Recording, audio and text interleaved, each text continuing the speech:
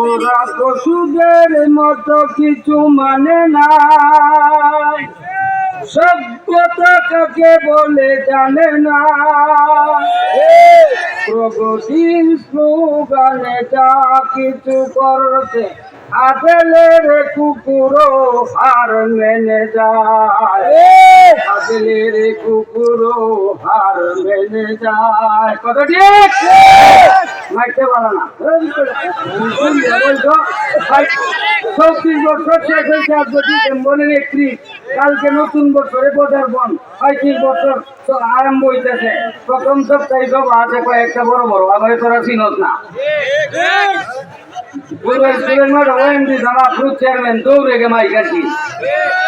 আমি পুরান বক্তা, কেউ ছিল না, মুরব্বীরা আমার চিনে। আমার ছাত্র আছে 10-15 জন, আর বক্তৃতা দিছে, এই বেটা আমার ছাত্র। যাই হোক, আমি ওটা করি, কেউ ব্যবসা করবেন না, ইনশাল্লাহ বসেন। ওরা পশুদের মতো কিছু মানে না, সভ্যতা কাকে বলে জানে না। প্রগতির স্লোগানে যা কিছু করছে, আদেলের কুকুরও হার মেনে যায়। আদেলের কুকুরও হার মেনে যায়। রমনা পার্কের গাছের গোড়ায় বসেছে ওরা জোড়ায় জোড়ায়। তোরা মানবী মানে গীতি গান গায়, পায়রা পায়রি যেন লাগায়। ইংলিশ দেখে হেসে বলতে থাকে, আমার প্রয়োজন রইল কোথায়, প্রয়োজন রইল কোথায়। ইংলিশ হাতে কখন আর আমার প্রয়োজন নাই, আমার কাম তো হেরাই চালাইছে।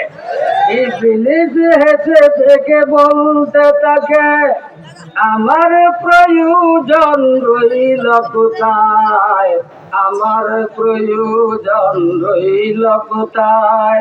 রমনা পার্কের গাছের গোড়ায় বসছে ওরা জোড়ায় জোড়ায়, বসছে ওরা জোড়ায় জোড়ায়। কথা ঠিক?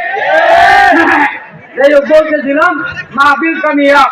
আমরা আবেগ নিয়ে এসেছি আল্লাহকে রাজি খুশি করার জন্য। এমন এক মহান ব্যক্তিত্বের আশায় এসেছি, জবান মুবারকের কথা শুনবো, দিলকে ঠান্ডা করবো খানিকক্ষণের জন্যে। আর চেহারাটা দেখবো, চেহারা হক্কানি উলামাদের চেহারা দেখলে সগিরা গুনাগুনি জড়িয়ে যায়। হক্কানি উলামা নাই, যারা ছিল মাটির তলদেশে। কথা বলেন ঠিক কিনা? আজকে যিনি আগমন করতেছেন আমাদের মাঝে, 100% শিব যে বলতে পারি, রেভিনিউ টিকিট লাগাইয়া 100 টাকার স্ট্যাম্পে 100% শিব যে বলতে পারি, ইউনিভার্সাল ট্রুথ, চিরতরে সত্য, উনি হক্কানিদের কাতারে আছে। এতে কোনো দ্বিধাদ্বন্দ্ব নাই। উনাকে যে সময় হ্যারাসমেন্ট করতেছে, উনাকে যে সময় রেবের বড় বড় অফিসাররা, পুলিশ বাহিনী, রেবের এরকম বড় বড় কর্মকর্তারা, সেনাবাহিনী উনাকে জম টুপি পরাইয়া পাখি গাছকে ঝুলানোর আগে যে টুপিটা দেখে, এই টুপিটা পরাইয়া শিশু বাচ্চা পত্রিকাটা দেখে চোখের বাড়ি রাখতে পারলাম না, ভিডিওর মাধ্যমে সারা দুনিয়া দেখতেছে বাংলাদেশের একটা শিশু বাচ্চারা দেহ। হ্যাঁ, রেবের অফিসাররা কিভাবে তাপ রাইতেছে, কিভাবে তাপ পড়তেছে। সেদিন ফেটে গেছিল, সারা দুনিয়ার মানুষ তামসা দেখছে, মুসলমানদের চোখে দরজর করে পানি পড়ছে। এই সময় উনার জবান মুবারকের কথা ছিল, শুনবেন? শুনতে চান? ইমান কাকে বলে? আল্লাহ আমাকে একটা জীবন দিত, আমার কোনো টেনশন নাই, চিন্তা নাই।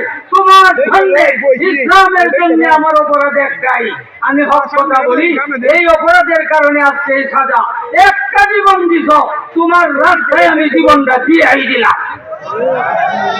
সারা বাংলাদেশের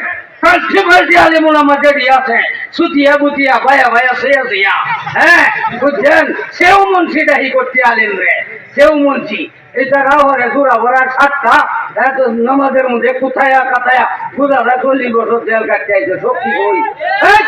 শক্তি কই? তো শক্তি ব্যয় করবে তেলাওয়াতের মাধ্যমে, কণ্ঠ যেটা দিতে এটা ছাড়বি।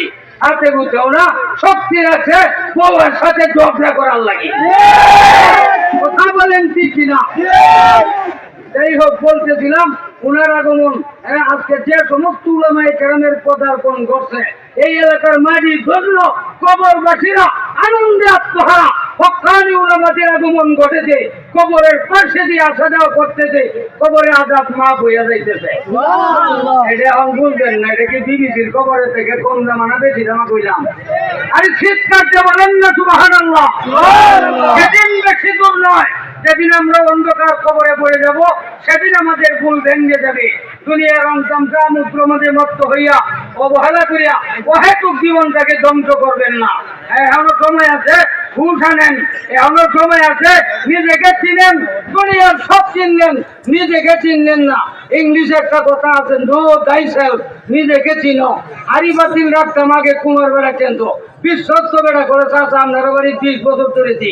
এই কলসটা কেড়ে বাড়ির গুলো নেই, আমি কইয়া দিছি চূড়াটি দিয়ে ভাই কলসটা দিয়েছি আপনাকে, যে ওদের বাড়ি বাঁচে দিদি যাতা দিয়ে চেক করে পানি উঠে কিনা, চিত্র আছে কিনা দেখছো, টেস্ট করে। সব কিছু টেস্ট করো, তুমি নিজেরা টেস্ট করলো না, তুমি যে কবরগঞ্জ যাইবা, হ্যাঁ এর মতো লজেন্সের মতো দুই মাথা মুড়াইয়া দেও না, লজেন্সটা দেহা মুড়াইয়া হয় মাঝখানে উলিয়া দেয়, আবার দিকে মাথার দিকে মুড়াইয়া দুইটা বান মাঝখানে একটা বান দিয়ে ব্যাগ কলের মতো কবরগঞ্জে হুদায় তৈরি দিব। 40 কদম গেলেই আল্লাহর পক্ষ থেকে 2 জন ফেরেশতা আসবে, এটাকে বলা হয় খুদাই রিমান্ড। যারা মৃত্যুবরণ করবেন, কবরে যাবেন, তাদের জন্য ওয়াজটা শোনার দরকার। কথা বলেন ঠিক কিনা? এটাকে বলা হয় খুদাই রিমান্ড। দুনিয়ার রিমান্ড বুঝুন, এটা বুঝুন না। এই সময় আমরা ভিতরে আত্মাটা দিয়ে চেষ্টা করবো, চেষ্টা করি হঠাৎ করে বইবো, এই কইলাম মারি হ্যান্ডেলটা মারিয়া বইতেই আপনার মাথাটা লাড়া দিয়ে একটু উঠ হইব, আত্মাটা দিয়ে ভিতরে দিয়ে যখন বইব, উঠ হইয়া যখন আপনি উঠ হয়ে তাহায় দেখ ভাই আই সভ্যটার উপরে দুইটা পাশের কাটছি, আর দুই দিক দিয়ে মাটি কোনি রাজ্য আছে নিচে মাটি, আমি তো কবর। এই সময় যে ভয়ে একটা চিৎকার দিবেন, এই চিৎকারের সাথে শিশুবস্থায় মায়ের স্তনের টুট দেখাইছিলেন অংশ আছে শরীরে, এই টুকটুকু পর্যন্ত টুটের মধ্যে আসা যাবে। এই সময় ঘুরি টেকে, দূরে বলেন ঘুরি টেকে। দুনিয়ার তবেটা ভালো বুঝে, গরিব পেড়া লেখাপড়া করে দড়ি বাড়িতে হইয়াছে, মায় কইতাছে পুত্রে তোরে খুব কষ্ট করে বলছি, বাপ মরিয়াছে, যে জ্বালা যন্ত্রণা বুঝছি তোরে তেলের গুটিতে হরাইয়াম, করে ব্যাগ করাইছে, করাইলে বন্ধু কাজে লাগছে, জামাই আবার শুনে ওর ভাই চলাডি অলঙ্গারে দৌড়ে জামাই বকে যারা লেখা চেহারা এটা দেখেই ফলাই আছে, বলে বিরাট বাহিনী আইতাছে এখন কে চলবো, কয় বরগঞ্জ তোমার কে চলবো ফিরাইবো খেলা। কথা বলেন, যারা কবরে যাবেন তাদের জন্যই নসিহত শোনা দরকার। কথা বলেন ঠিক কিনা? এই নবীরাইবো খেলা। আল্লাহ পাক যদি কোনো কোনো বন্ধুরা, আমি বলছি বক্তৃতায়, রাজধানী ঢাকা সহ বহু জায়গায় আমি এই কথা বলছি, আল্লাহ পাক যদি কোনো বন্ধুরা ডাইরেক্ট জিগায় তারা রাখ কম অঞ্চল করিস না, এটা তো সবাই করবে, মার রাখুক দিনুক না বিউক রাখ, আমি স্বয়ং আল্লাহ চেহারা জিগাইয়াম। 92 বছর হায়াতটা দিছিলাম, সম্ভ্রান্ত পরিবারে জন্ম দিছিলাম, জনে জনে ইজ্জত সম্মানে দিছিলাম, এলাকা কাঁপতো। আর এটা ভাইয়াও আমি আল্লাহর হুকুম চাচ্ছে, রাসূলের তরিকা চাচ্ছে, আমি আল্লাহ জিগাই তোরা সব এই বন্ধা যারা ফেসো বলিয়া আমি আল্লাহর হুকুম চাচ্ছি, রাসূলের তরিকা তোর ফরিদরা কই একবার দিন এই সব চাচ্ছে, অবস্থাটা কি হইব, অবস্থাটা কি হইব? আল্লাহ কাহার জীবন ধারণ করবেন, হাসরের মাঠ কায়েম করিয়া একটা অর্ডিনেন্স জারি করবেন। সর্বপ্রথমে কি করবেন?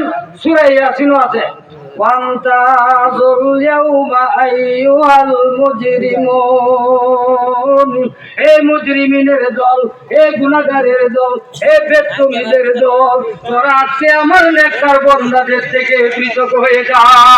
হাসরের মাঠ মুসিবত থেকে আজকে টুবিওয়ালার ভিতরে ঢুকতেছে কেন? দুনিয়াতে তোর বিরুদ্ধে